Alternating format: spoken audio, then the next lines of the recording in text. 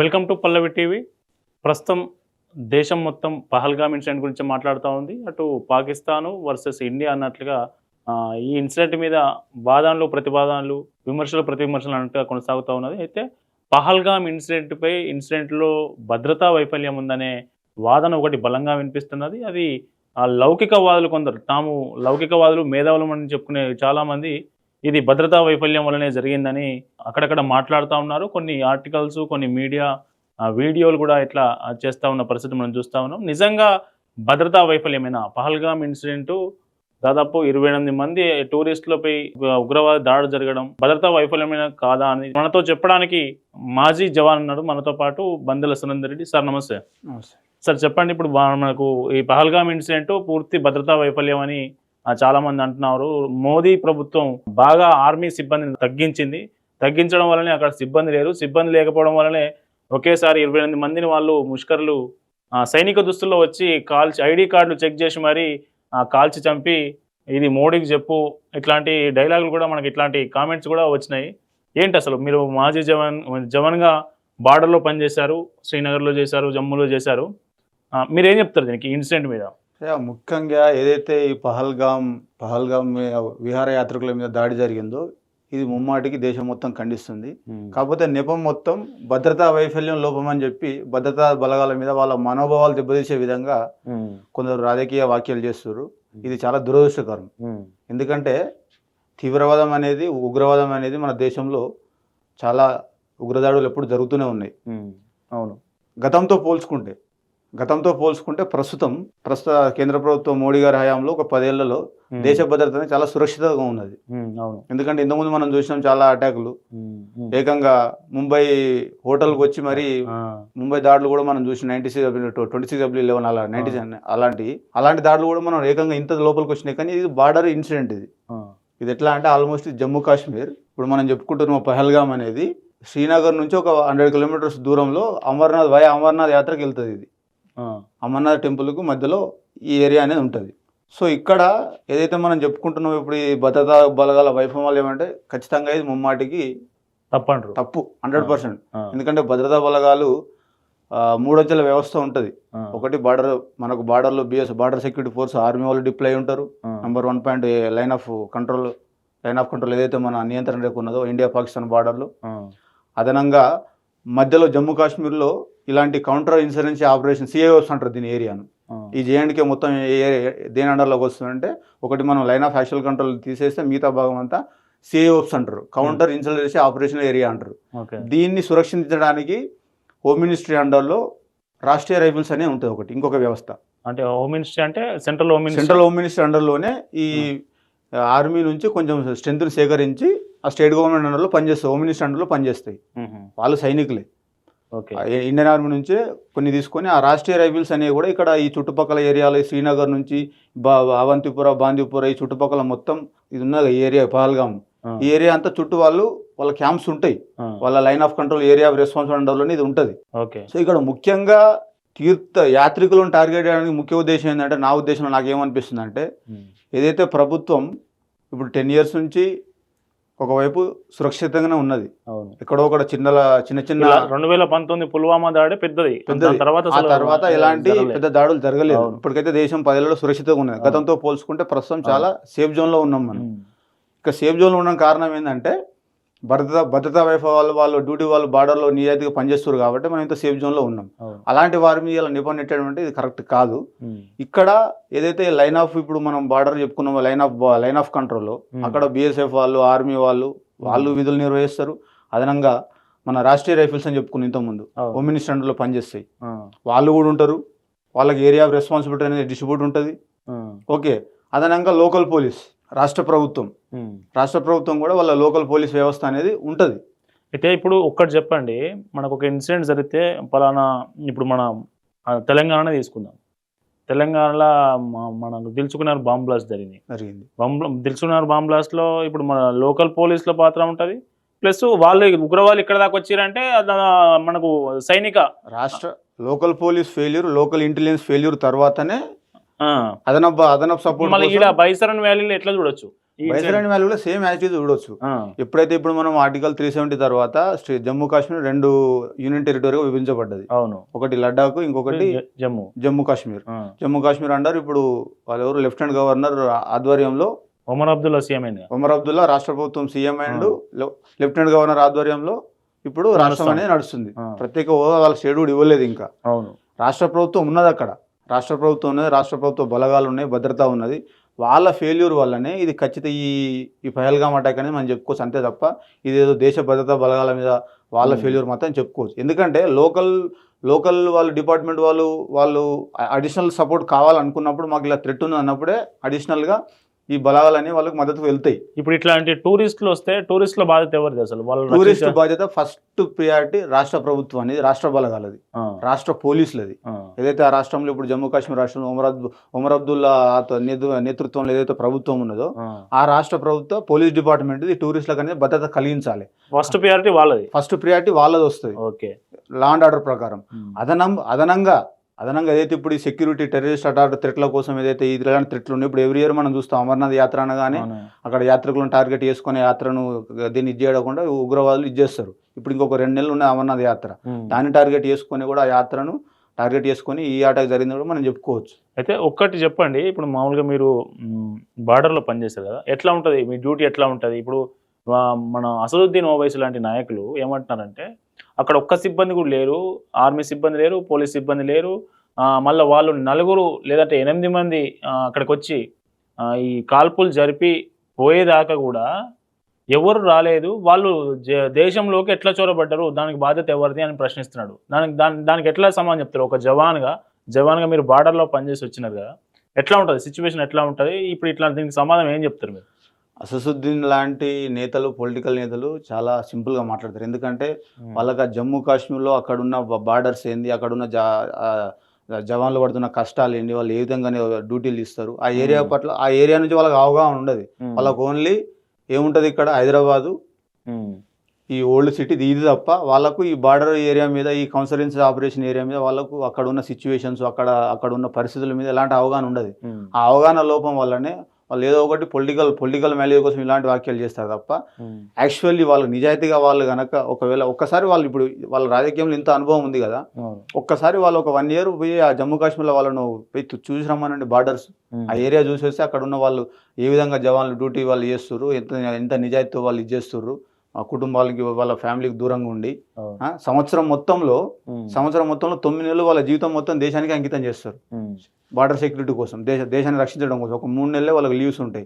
So అలాంటి వారి మీద అక్కడ ఎవరు లేరు, ఇలా జరిగింది అలా జరిగిందని పొలిటికల్ ఎమ్మెల్యే కోసం వాళ్ళు వ్యాఖ్యలు చేస్తారు. ఇది అసదుద్దీన్ ఓవైసీని ఒక్కరోజు అక్కడ డ్యూటీ ఏమనండి వాళ్ళ నుంచి కాదు. పార్లమెంట్లో కానీ ఇక్కడ మీడియా ముందు కానీ మైకులు పట్టుకొని చెప్పడం చాలా ఈజీ. బట్ ఇదే వ్యక్తులు మేము అవసరం వస్తే ఒక్కొక్కసారి స్టేట్మెంట్లు ఇస్తారు. ఏంటంటే మేము సైనికుల లెక్క పోరాడుతున్నాం, సైనికుల లెక్క కష్టపడుతున్నాం అని. ఒక్కసారి పోయి 24 hours డ్యూటీ ఏమన్నా వీళ్ళకి అర్థమవుతుంది సిచ్యువేషన్ ఏందనేది అక్కడ. అంటే ఇప్పుడు వాళ్ళు 4 ఈయన అంటున్నట్టుగా 4 ఎట్లా బార్డర్ క్రాస్ చేసి లోపలికి వచ్చే పరిస్థితి ఎట్లా ఉంటుంది? బార్డర్ క్రాసింగ్ అంటే ఎలా ఉంటుంది అంటే ఇప్పుడు ఏదైతే మనకు లైన్ ఆఫ్ కంట్రోల్ ఉందో అవును అక్కడ మనకు ఫెన్సింగ్ ఉంటుందండి. ఇప్పుడు మనం ఇంతకుముందు మనం చూసినట్టు లైన్ ఆఫ్ కంట్రోల్ అని చూస్తే అక్కడ ఎల్ఓసి అనేది ఒక ఫెన్సింగ్ ఉంటుంది. లైన్ ఆఫ్ కంట్రోల్ చూద్దాం. మనకు పిఓకే ఎంత ఉంది? పాకిస్తాన్ ఆక్యుపైడ్ కశ్మీర్. ఇది పిఓకే. ఇది ఇప్పుడు చూసిరుగా ఏరియా అంతా ఇదంతా పాకిస్తాన్ ఆక్యుపైడ్ కశ్మీర్. ఇది ఎల్ఓసి. ఇది లైన్ ఆఫ్ కంట్రోల్. ఇది లైన్ ఆఫ్ కంట్రోల్ లా మనకు ఫెన్సింగ్ ఉంటుంది. ఫెన్సింగ్ లో 3 పికెట్లు ఉంటాయి. ఒకటి ఆల్ఫా పికెట్, ఇంకోటి బ్రావో, ఇంకోటి చార్లీ. ఇట్లా వి షేప్ లో ఉంటాయి. ఇక్కడ మనం ఇప్పుడు చూస్తున్నాం ఆ విధంగా దానికి ముళ్ళ తీగలు, పంచులు చాలా పకడ్బందీ ఉంటది. కాకపోతే ఏంటంటే ఈ పాకిస్తాన్ ఆక్యుపైడ్ కశ్మీర్ నుంచి వాళ్ళ కౌంటర్ ఇప్పుడు టెర్రరిస్ట్ వాళ్ళు ఉంటాయి కదా లాంచ్ ప్యాడ్లు, వాళ్ళు ఏం చేస్తారంటే కింద నుంచి సొరంగాల ద్వారా ఇన్ఫిల్ట్రేషన్ చేస్తారు. వాళ్ళు కింద సొరంగాల ద్వారా నంబర్ 1 పాయింట్ అంటే వాళ్ళకు ఎప్పుడు ఎక్కువ అవకాశం ఉంటుంది అంటే నార్మల్ టైంలో వాళ్ళకి అవకాశం ఉండదు. ఏదైతే బర్ఫ్ సీజన్ ఉంటుంది చూసారా, ఆ బర్ఫ్ పడ్డప్పుడు ఏమవుతుంది అంటే ఈ ఫెన్సింగ్ అనేది మొత్తం డ్యామేజ్ అవుతుంది. ఐరన్ పికెట్లు ఉంటాయి కాబట్టి, ఐరన్ పికెట్లు, ఆ కన్సెంట్రేట్ కాయిల్ అవన్నీ ఉంటాయి కాబట్టి ఆ బర్ఫ్ పడడం వల్ల అది మొత్తం మంచులో పేరుకపోయి డ్యామేజ్ అవుతుంది. మళ్ళీ ఆ ఫెన్స్ని రిపేర్ చేయడానికి మనకు అవకాశం ఎప్పుడు వస్తుంది అంటే జూన్ జూలై తర్వాతనే ఈ మంచు కరిగిన తర్వాతనే మనకు ఆ ఫెన్సింగ్ రిపేర్ చేయడానికి అవకాశం వస్తుంది భద్రతా అయితే బలగాలకు. ఆ ఫెన్స్ వాడు ఎప్పుడైతే అవి అట్లా పని చేయకుండా పోతాయో అనిగిపోతాయో బర్ఫ్లో మనిగిపోతే ఆ టైంలోనే వీళ్ళు ఇన్ఫిల్ట్రేషన్కి ఎక్కువ అవకాశం ఉంటుంది. ఓకే. సో అలా వీళ్ళు మన జమ్మూ కాశ్మీర్లో చాలా సంవత్సరాల నుంచి ఆ టెర్రరిస్టులు అనేది ఇన్ఫిల్ట్రేట్ చేస్తుర్రు, ఇలాంటి దాడిలో పాల్పడుతుర్రు. ఇది మెయిన్ ముఖ్య కారణం. అంటే ఇది 22 తారీఖు నాడు జరిగిందంటే 20 తారీఖు 19 తారీఖు వచ్చిన వాళ్ళు కాదు వీరు, చాలా ముందస్తు ప్లాన్ తో ఇది, చాలా ముందుగా వచ్చుంటారు వాళ్ళు. అంటే ఉగ్రదాడి ఏదైనా కానీ అట్లా పకడ్బందీగా ప్లాన్ తో వస్తారు వాళ్ళు. ఇప్పుడు స్లీపర్ సెల్స్ ఉంటాయి, వాటిని యాక్టివేట్ చేస్తారు. మనకు సైఫుల్లా ఖలీద్ లాంటి వాడు టెర్రరిస్ట్, వాడు మోటివేటర్, వాడు టెర్రరిస్ట్ మోటివేటర్. వాడు ఇట్లా స్లీపర్ సెల్స్ ని యాక్టివేట్ చేసిన తర్వాత వీళ్ళు దాడులు జరిపి మళ్ళా గ్రౌండ్ మిలిటెన్సీ అంటే మళ్ళీ ప్రజల్లోనే ఉంటూ దాడులు చేసి మళ్ళీ ప్రజల్లోకి వెళ్ళిపోతారు అనేది ఒక వాదన ఉంది. ఎంతవరకు కరెక్ట్? అట్లా ఉంటుంది అసలు? 100%.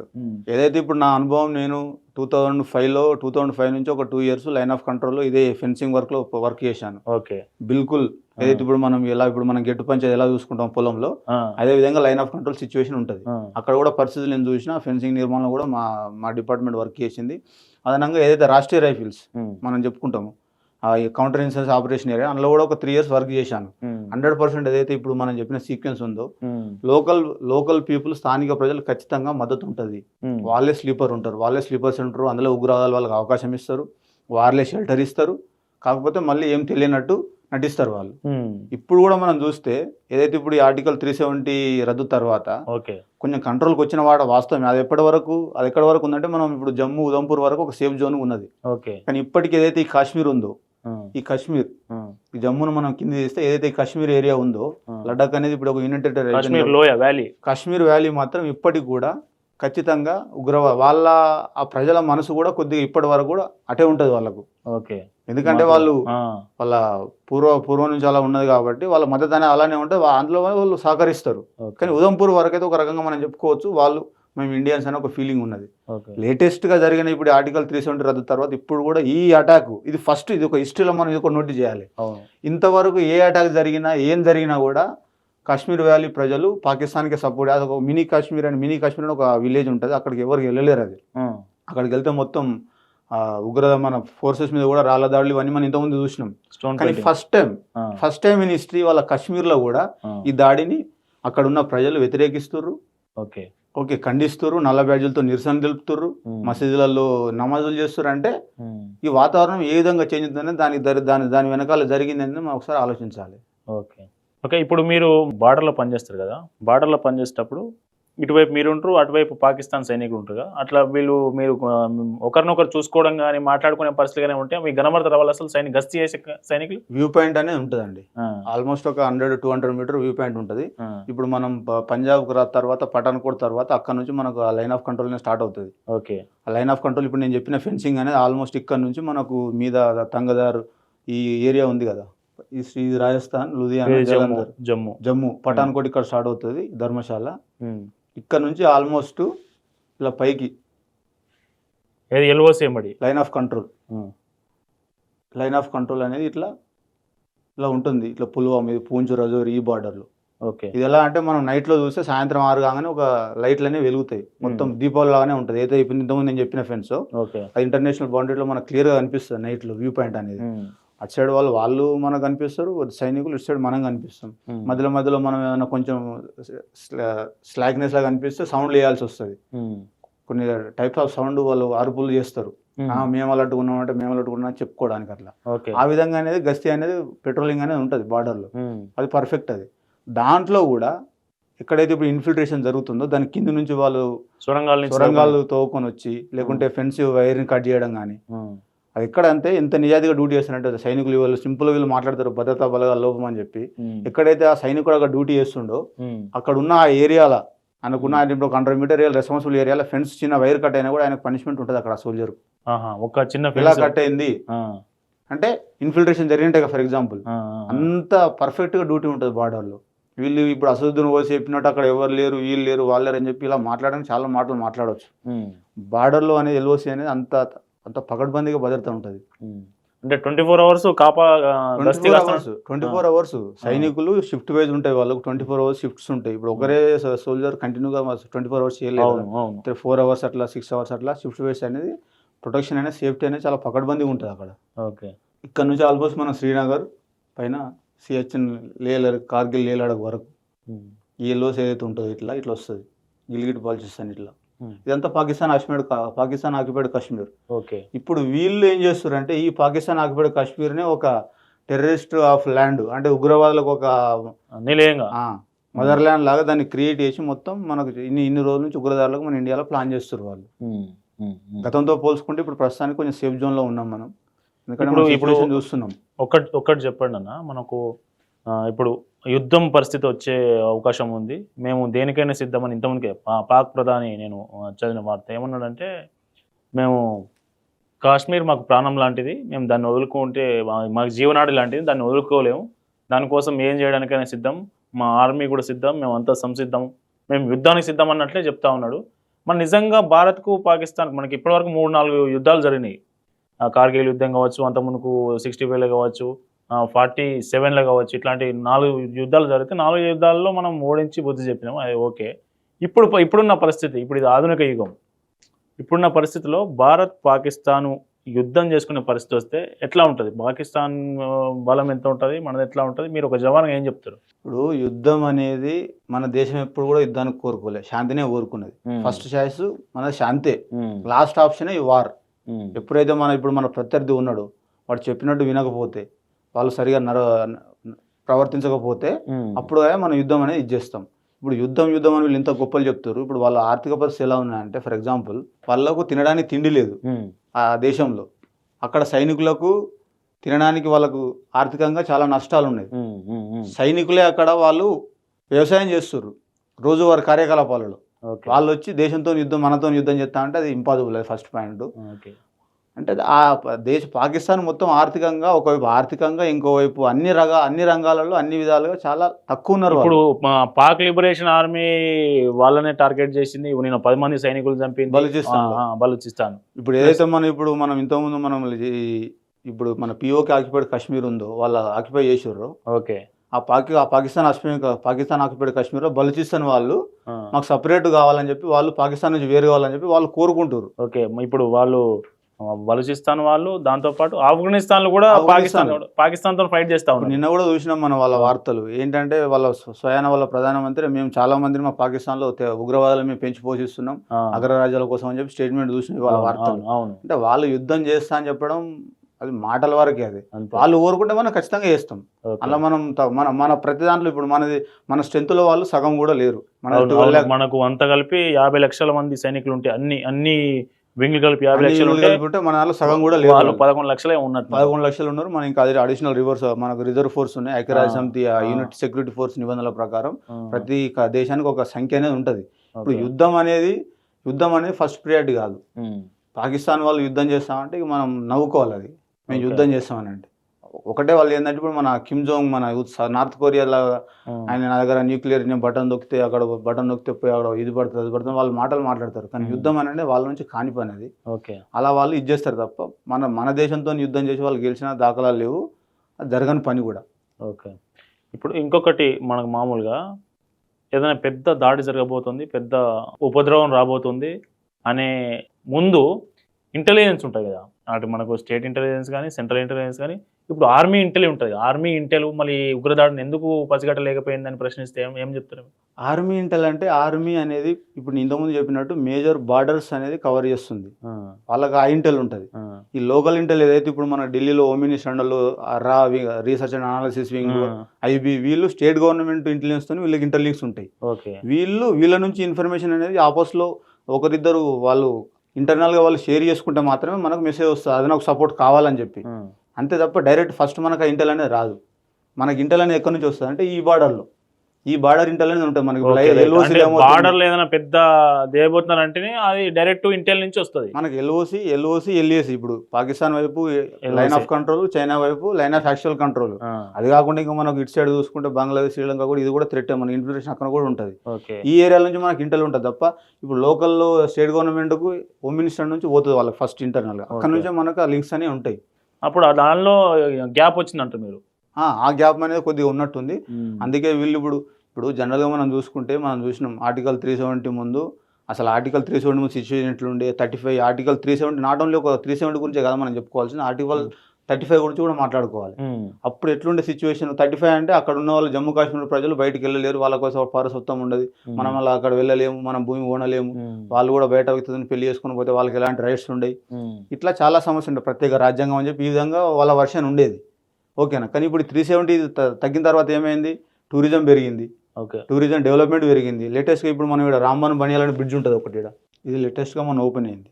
ఓకే, అవును. సో ఇలాంటి డెవలప్మెంట్ వర్క్స్ అనేది జమ్మూ శ్రీనగర్ వందే భారత్ కూడా రైల్వే కనెక్టివిటీ మనకు పెరిగింది. సో ఇక్కడ ఈ దాడి వెనుక ముఖ్య ఉద్దేశం ఏంటంటే ఆర్టికల్ 370 రద్దు అనేది ఒక ఫెయిల్యూరు, దీనివల్ల ఎలాంటి ఇది లేదు, మొత్తం వ్యతిరేకంగా ఉన్నది, మళ్ళీ టెర్రరిజం పెరిగింది అని చెప్పి ఒక మెసేజ్ ఇచ్చేయడానికి. ప్లస్ అవును, వాళ్ళు ఇప్పుడు మన ఎవరైతే ఉగ్రవాదులు అనుకుంటున్నామో వాళ్ళు మనకు టూరిస్టులను పిలిగ్రిమ్స్ ను టార్గెట్ చేసి కానీ ఆర్మీ మీద అసలే ముట్టుకోలేదు. ఆర్మీ టార్గెట్ చేయట్లేదు. అవును, వాళ్ళ టార్గెట్ ఏంది, ఇలాంటి చిన్న వాటి అమాయకుల మీద దాడులు చేసి వైఫై హాట్స్పాట్లు. ఇప్పుడు హాట్స్పాట్లు అంటే ఏమంటే ఇప్పుడు రామ్ మందిర్ ఒకటి, మనకి ఇలాంటి హాట్స్పాట్లను టార్గెట్ చేస్తే ఏదో ఒక మెసేజ్ సృష్టించవచ్చు. అందులో మళ్ళీ హిందువులని ఇది చేసి జాకే మోడీకో బోలో పోయి మోడీకి చెప్పు, నిన్ను చంపాలి, నిన్ను వదిలిపెడతా, ఇలాంటి ఒక కన్ఫ్యూజన్ క్రియేట్ చేసి వాళ్ళు ఇచ్చేద్దామని చూస్తారు తప్ప దీనివల్ల పెద్దగా మనకు ఒరిగేది ఏం లేదు. కాకపోతే పాకిస్తాన్ యుద్ధం అంటే నాకు నవ్వొస్తుంది.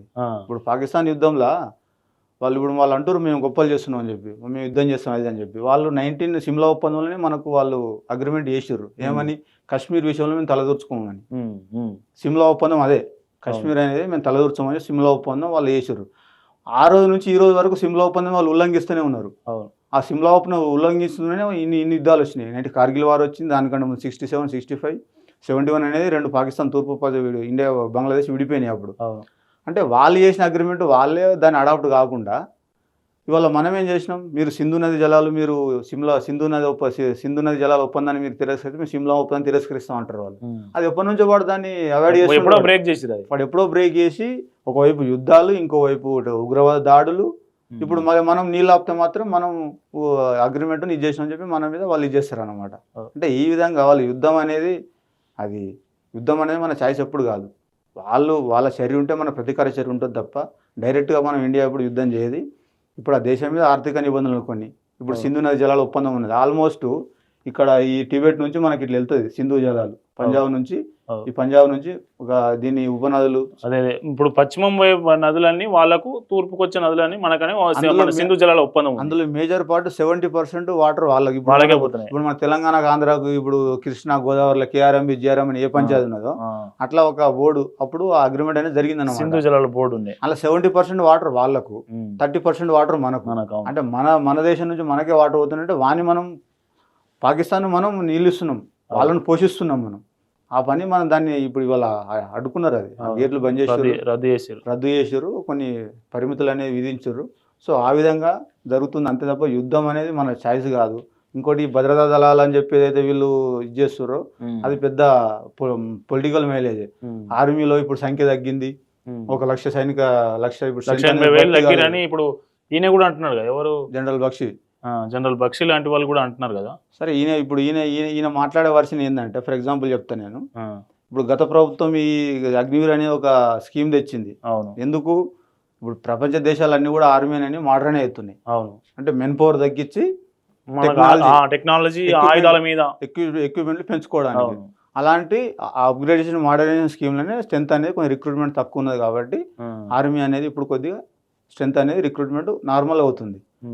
అంటే మ్యాన్ పవర్ తగ్గించి ఎక్విప్మెంట్ల మీద ఎక్కువ పెట్టుబడులు పెడుతున్నారు. ఇప్పుడు ఫర్ ఎగ్జాంపుల్ మనం ఇజ్రాయెల్ పాలస్తీనా మనం చూసుకుంటే, ఇజ్రాయెల్ దగ్గర ఐరన్ డోమ్స్ ఉంటాయి. ఐరన్ డోమ్స్ అంటే ఒక రాకెట్ లాంచర్ని కూడా కౌంటర్ చేస్తాయి అవి. అంటే ఒక సైనికుడు మనం చేయలేము అవి.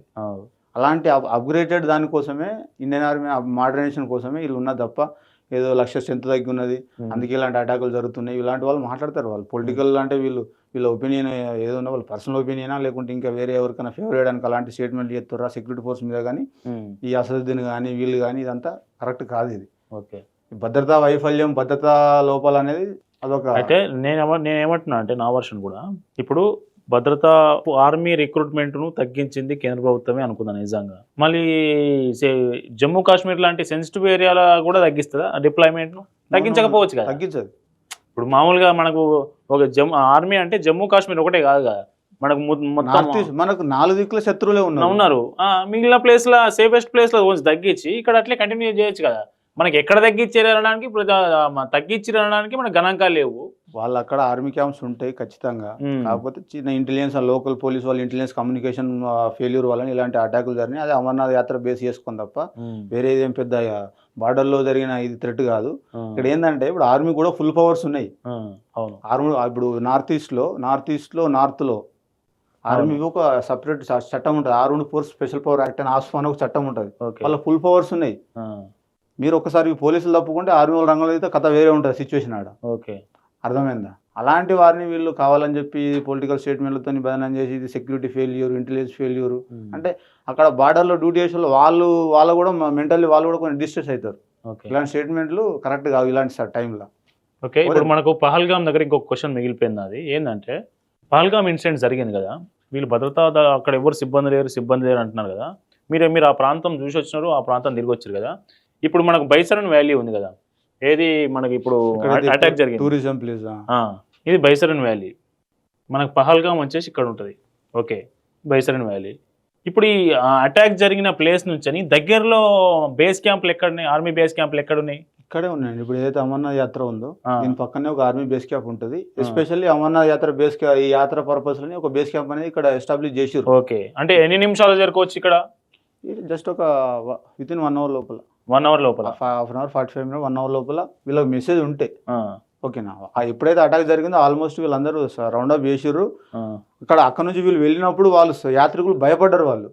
ఎందుకంటే మిలిటరీ దుస్తులు వచ్చిన మిలిటెంట్లు కూడా మిలిటరీ దుస్తులను వచ్చారు. సేమ్ ప్యాటర్న్ ఉన్న వాళ్ళు ఏమైందంటే వాళ్ళు కూడా అక్కడ భయపడిపోయి ఏం జరిగింది, వీళ్ళు కూడా టెర్రరిస్ట్ అని భయపడ్డారు వాళ్ళు. అప్పుడు వీళ్ళ పర్సనల్ వీళ్ళు స్టేట్మెంట్ ఏమి, వీఆర్ ఫ్రమ్ ఇండియన్ ఆర్మీ, మేము వచ్చినాం, మీరు భయపడకండి అని చెప్పిన తర్వాత వాళ్ళకు కొద్దిగా నమ్మకం కలిగింది. అది అంతే తప్ప ఇక్కడ ఇప్పుడు నా పర్సనల్ ఈ పల్లవి టీ ద్వారా నా రిక్వెస్ట్ ఏంటంటే సెంట్రల్ గవర్నమెంట్ కు ఈ యూనిఫామ్ ప్యాటర్న్ అని ఉంటుంది చూసారా, ఇది ఓన్లీ సైనికులకు మాత్రమే, వాళ్ళకు మాత్రమే సప్లై చేయాలి. కానీ ఇక్కడ ఎక్కడ చూసినా ఇవాళ మొత్తం మన సికింద్రాబాద్ లాల్ బజార్ లో కూడా ఇలాంటి ప్యాటర్న్ వేసుకొని టీ షర్ట్లు అలాంటి వేసుకొని తిరుగుతారు. అంటే ఆ ప్యాటర్న్ అనేది క్లాత్ అనేది దాని మీద రెస్ట్రిక్షన్స్ ఉన్నాయి, బ్యాన్స్ ఉన్నాయి. అయినా కూడా సప్లయర్స్ ఏం చేస్తారు అంటే మొత్తం స్ప్రెడ్ చేస్తారు దాన్ని, ఎవరు పడితే వాళ్ళకి ఇస్తారు. ఆ యూనిఫామ్ అనేది ఆ వేరియేషన్ అనేది తెలియకుండా పోతుంది. అలాంటి వాటి మీద వీళ్ళు రెస్ట్రిక్షన్ పెట్టాలి.